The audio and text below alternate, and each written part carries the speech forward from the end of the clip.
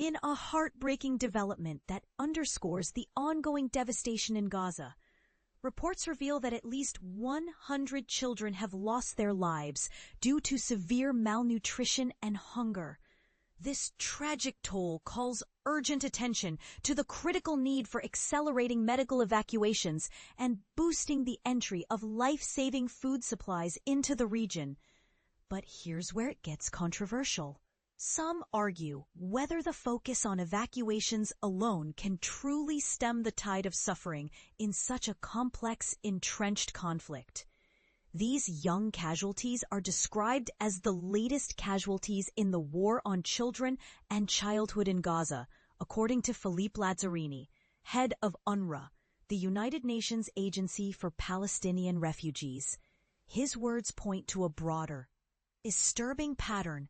Over 40,000 children have been reported injured or killed due to relentless bombing and airstrikes, while approximately 17,000 children are unaccompanied or separated from their families in the chaos. Plus, around 1 million youngsters have been left traumatized and without access to education, highlighting the profound and long-lasting impact on generations. As he put it plainly, children are children, emphasizing that no matter the circumstances, their suffering must be acknowledged and addressed.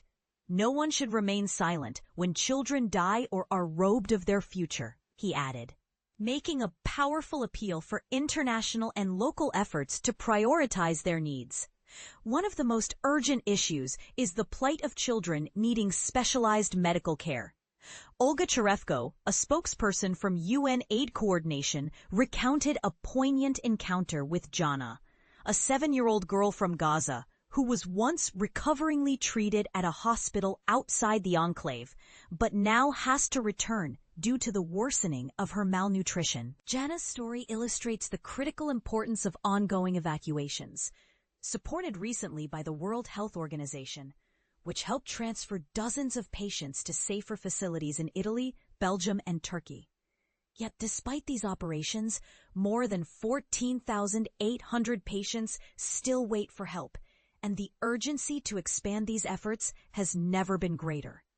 Cherevko pointed out that the dire health conditions of many in Gaza, especially those with pre-existing ailments, worsen significantly when trapped in the current crisis without adequate nutrition. Proper nutrition would prevent many of these deteriorating conditions, she explained. Her appeal underscores the urgency of ensuring that essential supplies, food, medicine, nutritional support, and shelter reach those in need. She emphasized that without unimpeded humanitarian access, the cycle of suffering will only intensify.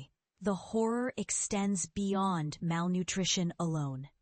Recent reports from Gaza's health authorities state that 8 people, including 3 children, succumbed to starvation within the last 24 hours, illustrating a crisis that grows more dire each day. Stefan Dujarric, a UN spokesperson, highlighted that such tragic deaths have become disturbingly routine, reflecting the deepening humanitarian emergency. The United Nations is actively working to train healthcare workers on managing malnutrition, with recent refresher courses at key hospitals reflecting ongoing efforts to counter this crisis, but the numbers remain alarming. Over 340 children admitted with severe malnutrition since January, and nearly 50 documented deaths, mostly among children under 5.